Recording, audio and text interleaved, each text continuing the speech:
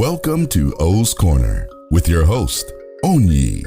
Hello, beautiful people. Welcome to O's Corner. I'm your host, ONYI, and I am so grateful for the opportunity to be here with all of you. Thank you for listening in. Thank you to those that have been listening since I began this podcast. Thank you to those that have listened to any episode, however many episodes that has been. I'm just so grateful. And before we get into the topic of today, let us continue with this gratitude. Again, something that I make a practice, a ritual of doing is taking a moment in the beginning of anything to give thanks, to honor, to appreciate, to recognize, to welcome. And I welcome you. I welcome your higher self. I greet your higher self. I greet my higher self. I'm grateful that we made the decision to incarnate at this time on this version of Earth, experiencing everything we are experiencing, the positive, the neutral, the negative. Whether we prefer it or not, we have the ability and the permission to utilize it in ways that help us become more of who we are, to grow, to learn, to expand, to reflect. And I'm grateful. I'm grateful for and I thank and acknowledge the ancestors. Thank you to my own ancestors. I thank you to your ancestors. I acknowledge our collective ancestors, our ancestors going back to the very beginning of time, the ancestors of the lands that we occupy, the ancestors that are not human, everything that came before us, everything without whom, without what, we wouldn't be here. They paved the way for us, and may we pave the way. May we clear the way. May we break through whatever we need to break through in order for our future generations to be, to know their wholeness, to know their power, to know their beauty, to know that they are worthy, to know that there's nothing they need to do to be valuable. They get to be here. They are here. Thank you, ancestors. Thanking and honoring the directions, east, west, north, south, above and below, all the directions. And may we make the choices in the direction of our preference, knowing that in whatever direction we are going, there is no wrong. It is all right because it is teaching us something. It is teaching us something about ourselves, about the worlds around us, about everything inside of us, outside of us. I thank you. I thank you to the elements and elementals. May we remember your energies within us, outside of us, as us, through us. May we see our reflections in you. Thank you for your existence. Thank you to the beings in the plant, mineral, and animal kingdoms. Thank you for the reflections that you are. You are what you are. You are who you are, period. There's no thought behind it. May we learn from your reflection and just be who we are, channeling whatever we need to channel in the moment, because that is what is there to do. I thank you for your existence. Thank you to everything on earth, everything outside of this beautiful earth, all of existence. We are all one, and we are all important elements of the all that is. Without any one of us, the all that is wouldn't be the all that is. And I'm grateful to be here. I thank you. I thank you. I thank you. May I always be in gratitude. May I always be humble. May I always be in the recognition, in the awareness, in the knowledge that I get to be whatever there is for me to be at every given moment. Thank you. Ashe. So today is a fifth Friday, which again, there are only 5 months in this year, that have 5 Fridays, whereas the rest of the months, 7 months, have 4 Fridays. So the 5th Friday was designated as the Wildcard Friday, being a time where I basically do and say what there is for me to do and say without a specific pre-designated topic or subject. And it is also the final episode of this season 1 of O's Corner. I made the decision recently to have seasons and to have moments of rest in between seasons to just reflect, to consider the direction of the podcast, to consider what I want to do brand new for the podcast, or whether I want to continue in any specific current direction. So again, thank you to those that have been listening for as long as you've been listening, and I really appreciate it. And I pray that you have received whatever there is for you in any of these podcasts, in the combination of the podcasts, through all the episodes, whatever you needed in order to be more of who you are, in order to see things from a different perspective, in order to perhaps ground more firmly in the perspective that you currently hold, if it serves you. And yeah, I've learned a lot myself from the experience that I've had thus far.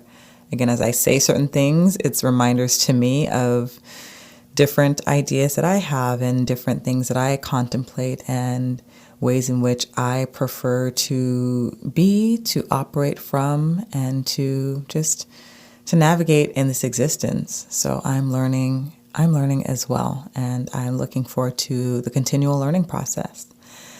So what was coming up for me to do today was to actually pull some cards from my favorite tarot deck. And in my sessions, my spiritual life coaching sessions, sometimes when I do live impromptu transmissions, I will oftentimes pull either tarot or oracle cards. And I am not a conventional tarot reader. That is a whole science and whole practice and process that is well established, has been here for generations, and there are other people that are more attuned to that work and who are very well versed in the structure of tarot.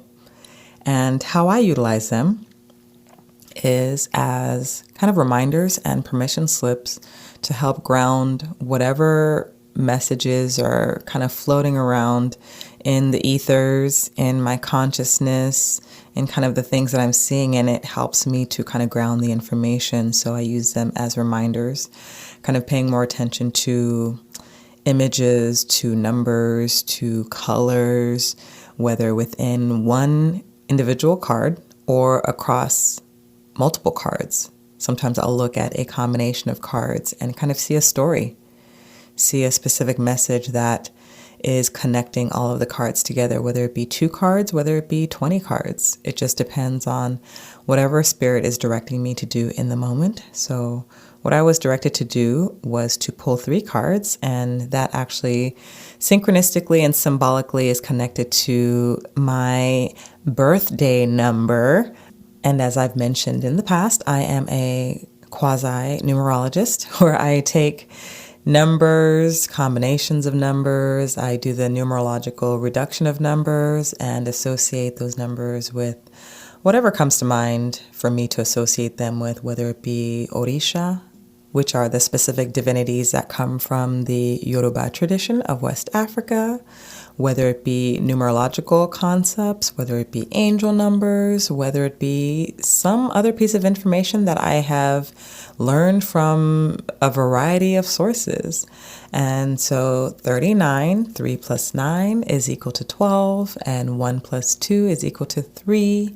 And 3 has an interesting position in several different traditions. In the Ifa and Orisha traditions, the number 3 is associated with Eshu or Elegba, Elegwa, the divine messenger, the divine trickster, the owner of the crossroads, the beginning and the end, the opener and closer of doors. So for me, I see that this time, this birthday, this year around the sun is the beginning of, or the coming to an end of, a massive time of doors opening and closing for me, a massive time of shifts, a massive time of me really seeing the multiple dimensions of life in a new way than I had seen them before or considered them before.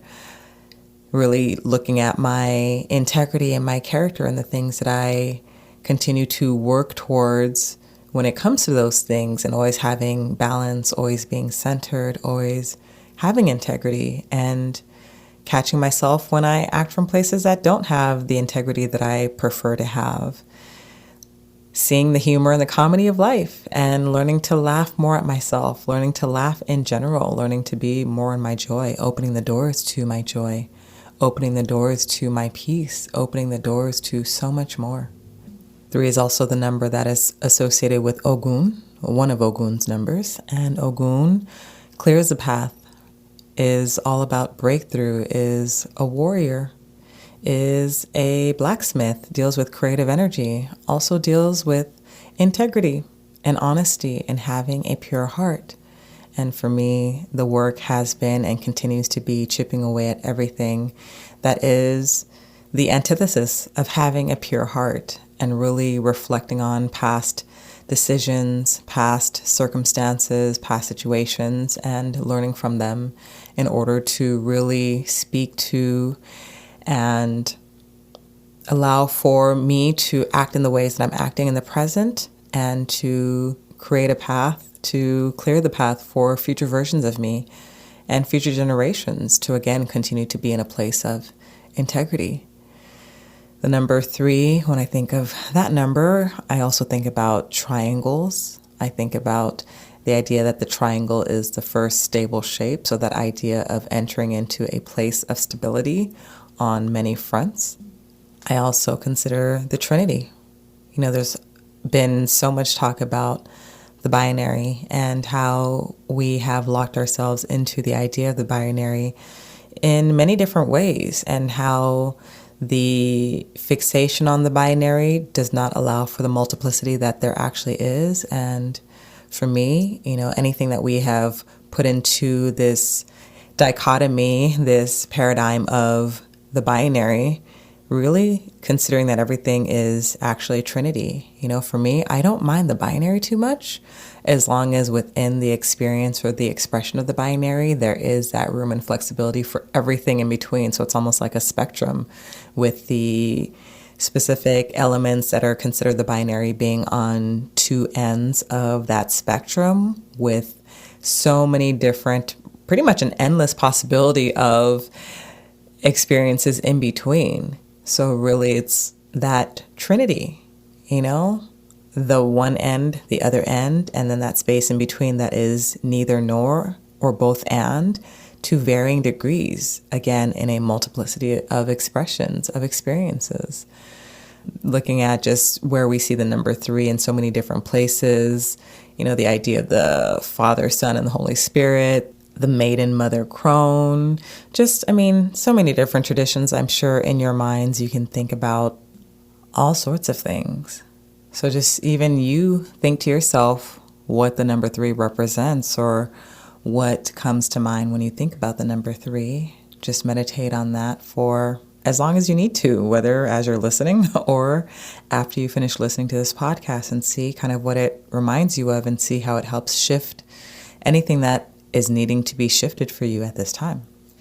But the cards that I pulled today were specifically, and this deck is actually the Osho Zen Tarot deck, and this is one of my favorite decks. I don't have a lot of decks, but the ones that I do have, I use quite often. I develop a relationship with them, as do other individuals who use cards. I would imagine you develop a certain relationship with the deck. You become accustomed to seeing the specific cards and how they work with you as you are potentially working with other individuals, and the different messages that continue to come through that are not always the same. I can look at one card from moment to moment and see completely different things, because in those moments my consciousness is picking up on different messages, different entities, different beings that are wanting to be expressed, that are wanting to be communicated with in the moment. So it's quite interesting and fascinating when we look at these cards, but in general, when we look at any type of permission slip that we use to really just tap into the knowledge that we already have within us. So the cards that I picked are the Source, Patience, and Breakthrough. And what is really interesting about these cards, and I'll put a link in the episode notes to where you can find some images of these specific cards if you are not familiar with them already. But I put them in order of kind of what I see as a specific series, a specific process of birthing, of being a seed or an egg, then a person being in the pregnancy phase, and then a person experiencing breakthrough. And it's really beautiful because, oh, that's so interesting. I just thought about this. So as I was saying before, the binary, when we look at the idea of it being a trinity, and specifically what comes up to mind is when we're looking at gender, we can oftentimes get locked into male, female, masculine, feminine, and associate or assign those specific terms or descriptions to specific gendered bodies, specific identities that are forced onto people or that people identify as themselves, but we can be fixed on the idea that one belongs to another without recognizing, in my perspective, that we all contain all the genders and all the sexualities and all the sexual expressions and sexual energies. So we are the spectrum, and just depending on whatever needs to be expressed by an individual kind of throughout life or in any given moment is whatever energy needs to come through. But what's really beautiful about the selection of cards that I chose was, the source card is a card that is filled predominantly with the shape of circles or spheres. You have the one central sphere that is kind of a brighter color, and then surrounding it are additional spheres. It actually looks like an egg, and interestingly enough, the way that the design and the patterns of some of the items within one of the surrounding circles looks like sperm attempting to break through into the egg and to fertilize the egg. So that's very interesting, because the next image is the patience card, which is a female person who is pregnant, and there are moons above her head, and they are different phases of the moon, basically the moon cycle, and she's surrounded by colors and flowers and fabrics and textures and just rainbows, and the idea of just patience and allowing for that gestational period, that time of pregnancy before then we have the next card, which is the breakthrough card, which is literally an individual. It looks like it could be a male person or androgynous. I'm not even sure, but what I was mentioning before of just the interesting balance of the male, female energy and then the space in between. So prior to any type of solidification of a sexual energy or a gender, you have that, again, that space in between where they are neither nor. And so it really is speaking to the idea of just this being a time that is varied for a lot of people. Some people are in the fertilization phase. Different elements are coming together, being merged together in order to begin the process of creating something new within you, something new outside of you, whether that is in projects, in business, in careers, in relationships, in other experiences, whatever that is where you're at right now. Some people are in the phase where the fertilization has already occurred, and so now you are actually nurturing this embryo, nurturing this being that is growing within you, this partnership, this creative project, whatever it is. And your work is to really be in this place of, continuing to feed yourself with things that are nourishing you, things that are really pleasing to you, things that you find beautiful, things that put you in a state of peace, in a state of ease, in a state of joy, in that beauty. Really, as you do that for yourself, then that embryo that is growing within you, that life, that creative project that is really being cultivated, also is receiving the nutrients that it needs from you because you are feeding yourself. And then some of you are in this place of breakthrough.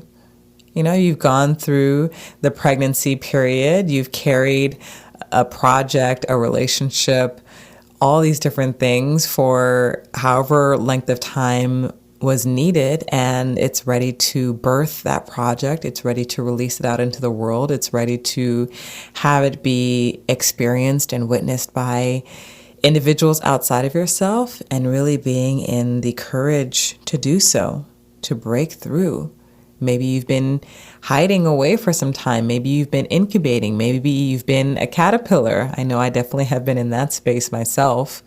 And it's really time for you to come out, to burst through, to show everyone your beautiful wings, to experience and have others experience the things that you've been working on so tirelessly and so patiently and so diligently.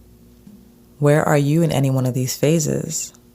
And also, are you in a phase that you're not fully appreciating? Oftentimes, and as I'm looking at the word patience, we can become so impatient about the process.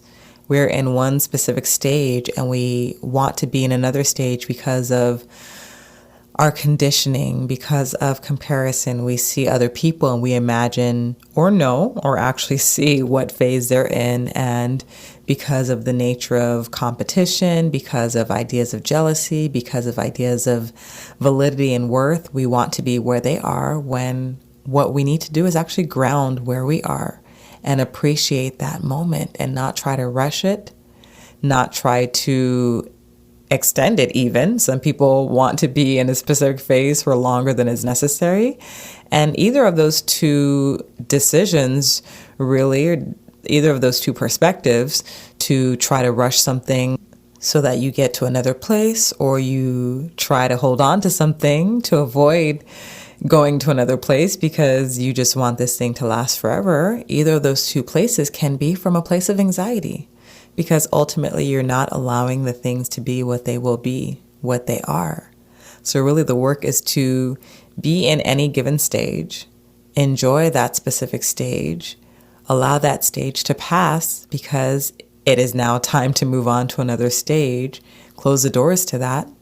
Again, that issue energy, closing the doors to things and opening the doors to the next phase, welcoming it with open arms, allowing it to be what it needs to be, so that you have that appreciation for every single step of the process. Really allowing each stage to be what it will be, being patient. And there's a lot of red and yellow and like bright colors in the two cards on the sides. So the source card and the breakthrough card. And then the patience card has more of a cool energy to it, although there's a bit of a rainbow color that is present, but it's a little bit cooler than the other two cards. So for me, it is this interesting balance of action. So, in the beginning, when that fertilization is occurring, there is that highly active place. In the end, when the breakthrough is happening, when the birthing is happening, there is that highly active place. And in the middle, and perhaps through the longest phase, or as the longest phase, I should say, is that time of neutrality and of patience and of sitting and of waiting, of coolness. There's a bit of color here and there because there is some activity happening, but sitting still and being patient is activity in and of itself. It just has a different vibration and frequency than the behavior of movement, of that fire energy, of that action. It's so interesting. It's really a balance when I'm looking at these three cards together and reminding us to really be in balance in everything that we do. Balanced in our thoughts, balanced in our words, balanced in our action.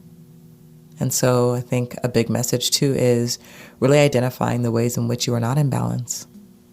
Have you had long periods of activity where you've been very active to where what will bring you balance is to actually rest, to sit still, to be at peace and at ease?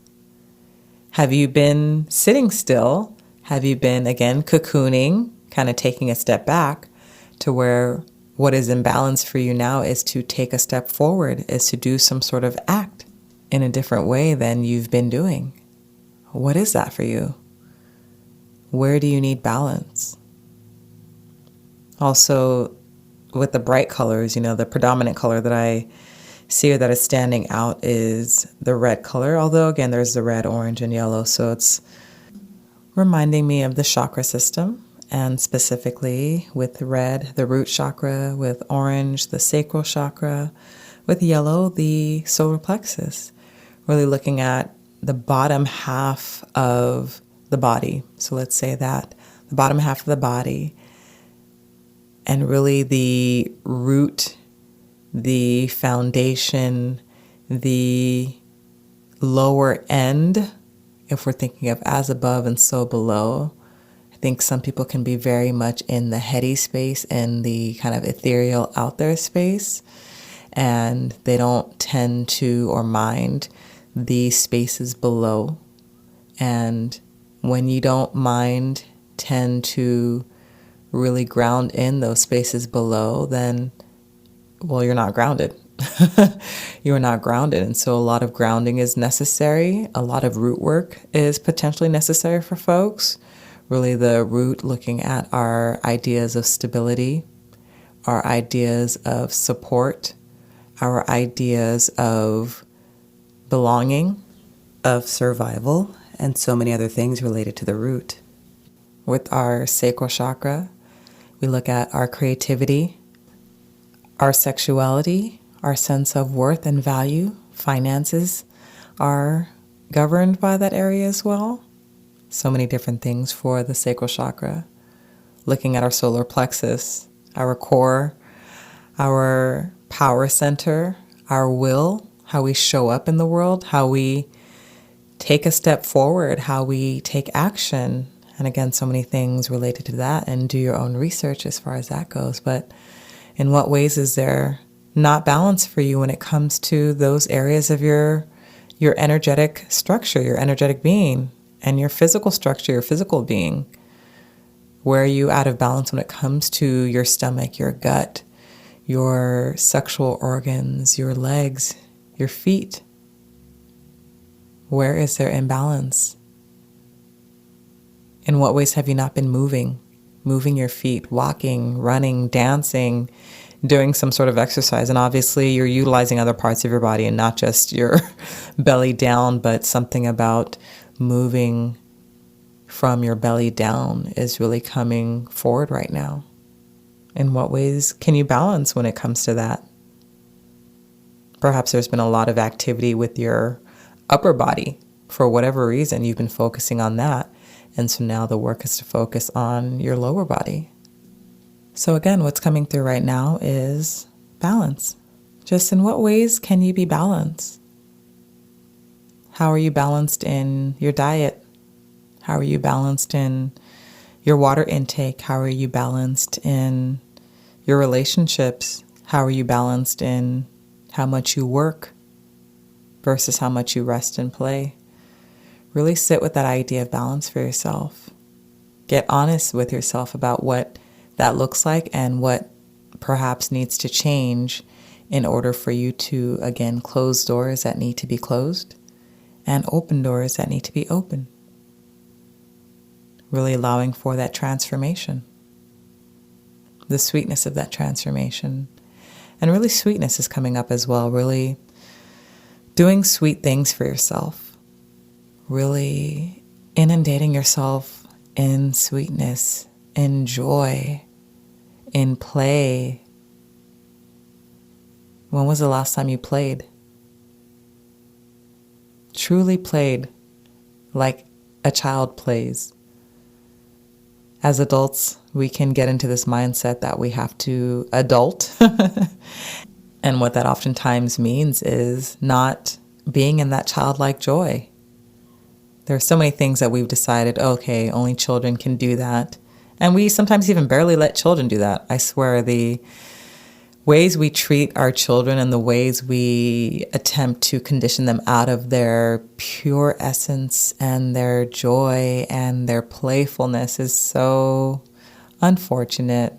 And of course, if we do that to children, I mean, we had it done to us, so we're just extending to them what has been extending to us. And to me, that cycle stands to be stopped, to be ended, to be broken.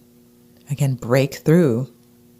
It's interesting that the figure in this breakthrough card kind of looks like a child. He looks like a child in some ways, in comparison to the other card of the pregnant woman who is a woman is an adult, a grown person. So you have this adult, but then you have this child energy as well. And existence is asking you to be in both, in all of it. To be in that adult energy, to be in that child energy, and also to be in that elder energy. That elder energy. Navigating again from moment to moment in any one of those energies as is necessitated by the circumstances, and coming back to that neutral place of nothingness, of that place of rest.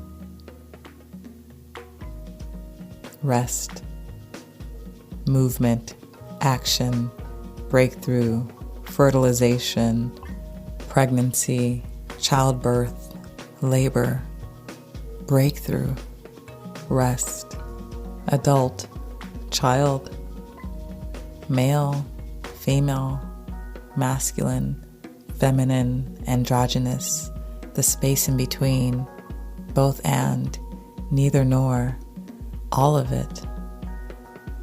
What is your relationship to all of it? Relationship. That is what this existence is all about, our relationships. Our relationship to ourselves, our relationships to everything around us, everything outside of us, which is still a reflection of, or a manifestation of, our relationship with ourselves. So what is your relationship with yourself? Again, in what ways is balance needed? In what ways is a shift needed? In what ways is something different needed? The theme over this month, these last few episodes, has been difference. So I end this episode with what needs to be different for you in order to be more in balance, in order to be more in the experience of all aspects of you, in order to be in balance with all the processes that you are experiencing, in order to be in balance with the specific process you are experiencing now, so that you may enter into the next step of that process with balance and grounding. Really sit with what that is for you and allow it to be sweet. As you sit with it, remember the sweetness and the joy. We get to be here. We exist. We are worthy and valuable because we are here. So we get to navigate everything we're navigating. And the work is to be grateful for all of it. I'm so grateful for all of it. I thank you. I thank you. I thank you. I thank you to my higher self. Thank you to your higher self. I thank you to our ancestors. I thank you to the directions. I thank you to the elements and elementals. I thank you to the beings in the plant, mineral, and animal kingdoms. I thank everything on earth, everything outside of earth. I thank the all that is. I thank the universe, the multiverse. I am just thankful.